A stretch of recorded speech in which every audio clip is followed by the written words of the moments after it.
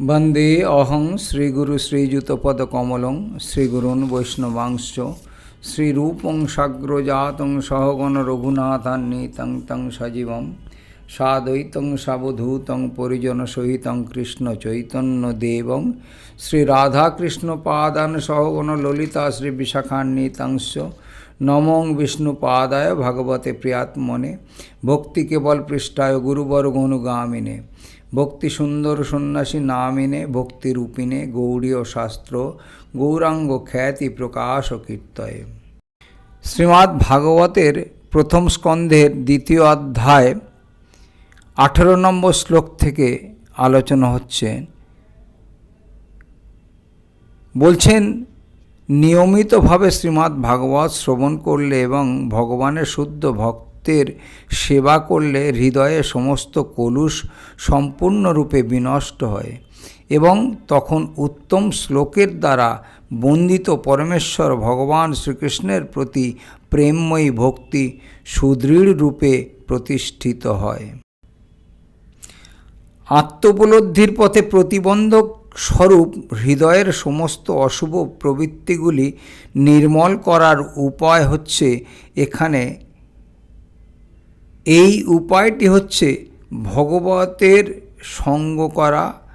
দুরকমের ভাগবত রয়েছেন, যথা গ্রন্থ ভাগবত এবং ভক্ত ভাগবত।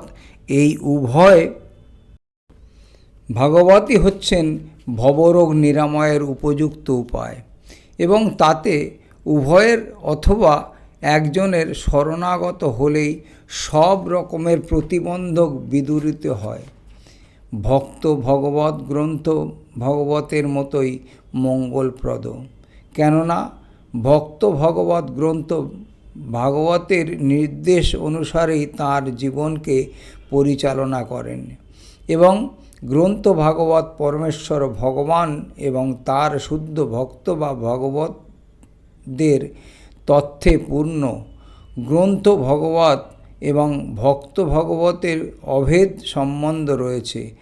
ভক্ত ভগবত হচ্ছেন পরমেশ্বর ভগবানের প্রত্যক্ষ প্রতিনিধি, তাই ভক্ত ভগবতের সন্তুষ্টি বিধানের ফলেই গ্রন্থ ভগবতের কৃপা লাভ হয়। ভক্ত ভগবত অথবা গ্রন্থ ভগবতের সেবা করার ফলে যে কিভাবে ধীরে ধীরে ভগবত ভক্তির পথে উন্নতি লাভ করা যায় তা যুক্তি দিয়ে বিচার করা যায় না, কিন্তু প্রকৃতপক্ষে তা সত্য। এবং শ্রীল নারদমুনি, যিনি তার পূর্বজীবনে ছিলেন একজন দাসীর পুত্র, তা বিশ্লেষণ করেছেন। নারদমুনির পূর্বজীবনে তার মাতা ছিলেন একজন দাসী এবং তিনি কয়েকজন ঋষির সেবায় যুক্ত ছিলেন এবং তার ফলে নারদ মুনিও সেই ঋষিদের সংস্পর্শে এসেছিলেন।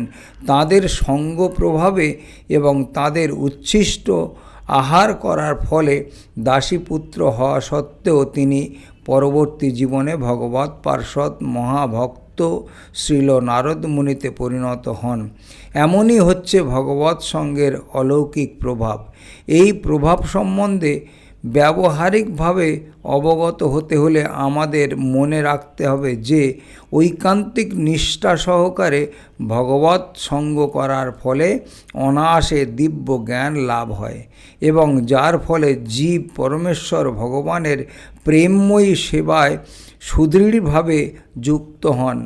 ভাগবতের তত্ত্বাবধানে ভগবত ভক্তির পথে যতই উন্নতি লাভ হয়, ভক্ত ততই পরমেশ্বর ভগবানের অপ্রাকৃত প্রেমময়ী সেবায় যুক্ত হন। তাই গ্রন্থ ভাগবতের বাণী ভক্ত ভগবতের কাছ থেকেই গ্রহণ করতে হয় এবং এই দুই ভাগবতের সমন্বয়ে ফলে নবীন ভক্ত অভূতভাবে লাভবান হয়ে ভক্তিমার্গে ক্রমোন্নতি লাভ করেন। যখন হৃদয়ে নৈষ্ঠিকী ভক্তির উদয় হয় তখন রজ তমগুণের প্রভাবজাত কাম ক্রোধ লোভ ইত্যাদি রিপুসমূহ হৃদয় থেকে বিদূরিত হয়ে যায়। তখন ভক্ত সত্যগুণে অধিষ্ঠিত হয়ে সম্পূর্ণরূপে প্রসন্ন হন। জীব যখন তার স্বরূপে অধিষ্ঠিত হয়ে দিব্য আনন্দে মগ্ন হয় তখনই সে সম্পূর্ণভাবে প্রসন্ন হয়। সেই অবস্থাকে বলা হয় ব্রহ্মভূত বা আত্মানন্দী অবস্থা। এই আত্মতৃপ্ত অবস্থা নিষ্ক্রিয় মূর্খের আত্মতৃপ্তির মতো নয়। নিষ্ক্রিয় মূর্খ অজ্ঞানের দ্বারা আচ্ছন্ন, কিন্তু আত্মতৃপ্তি আত্মানন্দী জড়াতীত চিন্ময় স্তরে অধিষ্ঠিত পরমেশ্বর ভগবানের প্রতি অনন্য ভক্তিযুক্ত হওয়া মাত্রই এই স্তরে অধিষ্ঠিত হওয়া যায়। ভগবত ভক্তি নিষ্ক্রিয়তা নয়, পক্ষান্তরে তা হচ্ছে আত্মার স্বাভাবিক সক্রিয়তা। জীব যখন জড়া প্রকৃতির সংস্পর্শে আসে তখন আত্মার প্রবৃত্তি কলুষিত হয়ে যায় এবং সেই কলুষিত বা বিকৃত বৃত্তির প্রকাশ হচ্ছে কাম, ক্রোধ, লোভ, নিষ্ক্রিয়তা, অজ্ঞান এবং নিদ্রা। রজ এবং তমগুণের এই সমস্ত প্রভাবগুলির সম্পূর্ণ নিবৃত্তি হচ্ছে ভগবত ভক্তির প্রকাশের ফল। ভক্ত তৎক্ষণাৎ সত্যগুণে অধিষ্ঠিত হন এবং তারপর আরও ঊর্ধ্বে উন্নীত হয়ে তিনি শুদ্ধ সত্ত্ব বা বাসুদেব স্তরে অধিষ্ঠিত হন। এই শুদ্ধ সত্ত্ব স্তরেই কেবল ভগবানের প্রতি শুদ্ধ প্রেম লাভ করে তাকে চাক্ষুষ দর্শন করা যায়। ভক্ত সর্বদাই বিশুদ্ধ সত্ত্বে অধিষ্ঠিত, তাই তিনি কখনো কারো কোনো রকম অনিষ্ট করেন না। কিন্তু অভক্ত, তা সে যত শিক্ষিতই হোক না কেন, সর্বদাই অপরের ক্ষতি করার চেষ্টা করে। ভক্ত মূর্খ বা আবেগপ্রবণ নয়। অপরের অনিষ্টকারী মূর্খ বা আবেগপ্রবণ মানুষেরা বাহ্যিকভাবে যতই ভগবানের ভক্ত হওয়ার অভিনয় করুক না কেন, তারা কখনোই ভগবানের ভক্ত হতে পারে না। ভক্ত সর্বদাই ভগবানের সৎ গুণাবলীর দ্বারা গুণান্বিত। আয়ত নগদভাবে এই গুণগুলির তারতম্য রয়েছে, কিন্তু গুণগতভাবে ভক্ত এবং ভগবানের এক এবং অভিন্ন। এইভাবে শুদ্ধ সত্ত্বে অধিষ্ঠিত হয়ে ভক্তিযোগে যুক্ত হওয়ার ফলে যার চিত্ত প্রসন্ন হয়েছে তিনি সব রকমের জড় বন্ধন মুক্ত হয়ে ভগবত তত্ত্ব বিজ্ঞান উপলব্ধি করেন। শ্রীমদ্ ভগবদ্গীতায় 7:3 বলা হয়েছে যে হাজার হাজার মানুষের মধ্যে কেবল 2-1 সৌভাগ্যবান মানুষই জীবনের যথার্থ উদ্দেশ্য সাধনে প্রয়াসী হন। অধিকাংশ মানুষই রজ এবং তমগুণের দ্বারা প্রভাবিত এবং তাই তারা সর্বদাই কাম, ক্রোধ, লোভ, মোহ, অজ্ঞান এবং নিদ্রায় মগ্ন। এই রকম বহু নররূপী পশুর মধ্যে কদাচিৎ একজন মানুষ মানব জীবনের উদ্দেশ্য সম্বন্ধে অবগত হয়ে তার সেই কর্তব্য সম্পাদনে প্রয়াসী হয়। আর এই রকম হাজার হাজার সিদ্ধিকামী মানুষের মধ্যে কেবল 2-1 মাত্র তত্ত্বগতভাবে পরমেশ্বর ভগবান শ্রীকৃষ্ণকে জানতে পারেন। ভগবদ্গীতাতে 18 বা 55 আরও বলা হয়েছে যে পরমেশ্বর শ্রী ভগবান নিজেকে জানার যে বিজ্ঞান তা কেবল ভক্তিযোগের মাধ্যমেই জানা যায়। সেই কথাই এই শ্লোকে প্রতিপন্ন হয়েছে। কোনো সাধারণ মানুষ অথবা মানব জীবনের উদ্দেশ্য সাধন করেছেন যে মানুষ, তিনিও পরমেশ্বর ভগবানকে বিজ্ঞানসম্মতভাবে অথবা পূর্ণরূপে জানতে পারেন না। মানব জীবনের উদ্দেশ্য তখনই সিদ্ধ হয় যখন মানুষ বুঝতে পারে যে সে জড় পদার্থ নয়, তার স্বরূপে সে হচ্ছে চিন্ময় আত্মা। যখন সেই যখন কেউ সে কথা জানতে পারে তখন আর জড়জগতের প্রতি কোনো আসক্তি থাকে না। সে তৎক্ষণাৎ জড় কামনা বাসনাগুলি পরিত্যাগ করে তার চিন্ময় স্বরূপে সে তখনই যথার্থ প্রসন্নতা অনুভব করে।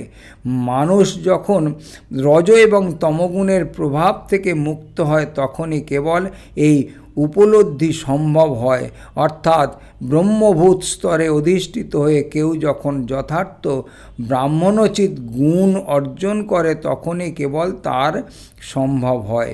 ব্রাহ্মণ হচ্ছেন সত্যগুণের প্রতীক, আর অন্যরা যারা সত্যগুণে অধিষ্ঠিত নয় তারা হয় ক্ষত্রিয়, বৈশ্য, শূদ্র অথবা শূদ্র অধম। মানব জীবনের ব্রাহ্মণের স্তরই হচ্ছে সর্বোচ্চ স্তর, কেননা তারা সত্যগুণে অধিষ্ঠিত। তাই গুণগতভাবে ব্রাহ্মণ না হওয়া পর্যন্ত ভক্ত হওয়া যায় না। ভক্ত তার কার্যকলাপের মাধ্যমে ইতিমধ্যেই ব্রাহ্মণের স্তরে অধিষ্ঠিত হয়েছেন, তবে সেটিই সর্বোচ্চ স্তর নয়। পূর্বে যা বলা হয়েছে সেই ধরনের ব্রাহ্মণকে গুণাতীত চিন্ময় স্তরে অধিষ্ঠিত হতে হলে বৈষ্ণব হতে হবে। শুদ্ধ বৈষ্ণব হচ্ছেন মুক্ত জীব এবং তিনি ব্রাহ্মণ স্তরের ঊর্ধ্বে অধিষ্ঠিত।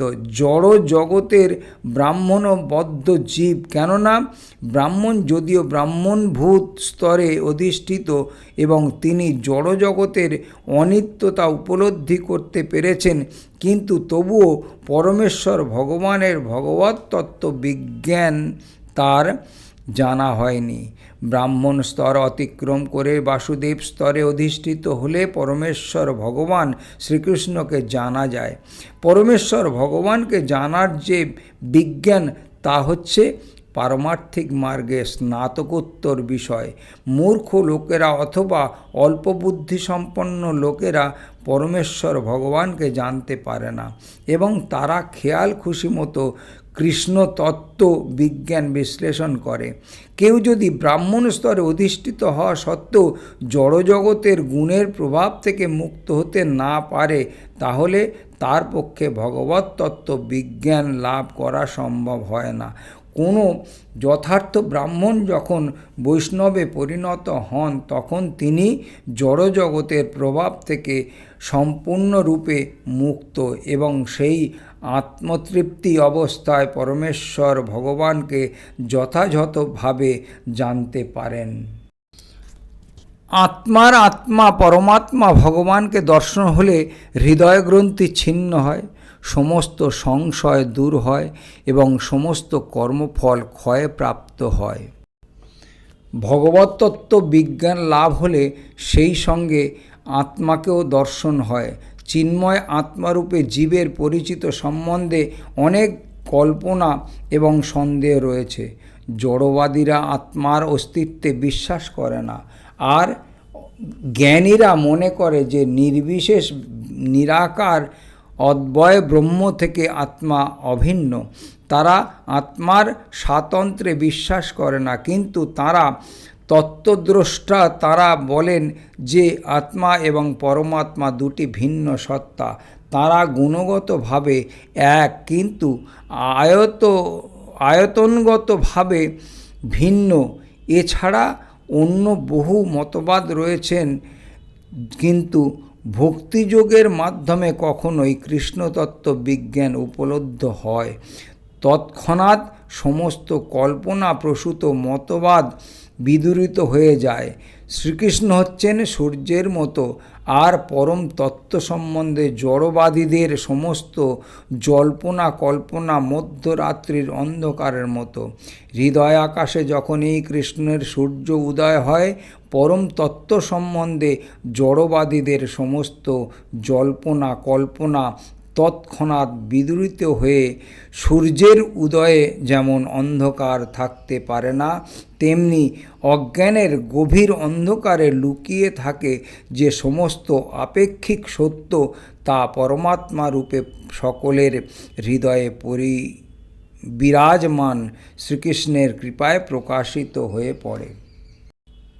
শ্রীমদ্ ভাগবত গীতার 10 এবং 11 নম্বর শ্লোকে ভগবান বলেছেন, যে তার শুদ্ধ ভক্তদের তার বিশেষ কৃপা প্রদর্শন করে তিনি তাদের হৃদয়ে বিশুদ্ধ জ্ঞানের আলোকবর্তিকা জ্বালিয়ে তাদের হৃদয়ের সংশয়রূপী সমস্ত অন্ধকার বিদূরিত করেন।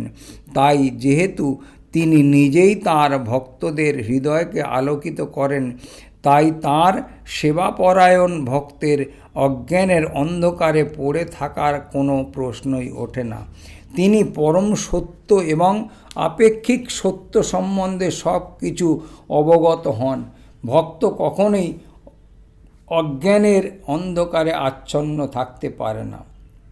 এবং যেহেতু ভগবান নিজে তাকে জ্ঞান দান করেন, তাই তার জ্ঞান অবশ্যই পূর্ণ। কিন্তু যারা তাদের সীমিত জ্ঞানের মাধ্যমে অসীম এবং অনন্ত পরম তত্ত্বকে জানবার জন্য জল্পনা কল্পনা করে, তারা কোনো দিনই তাকে জানতে পারে না।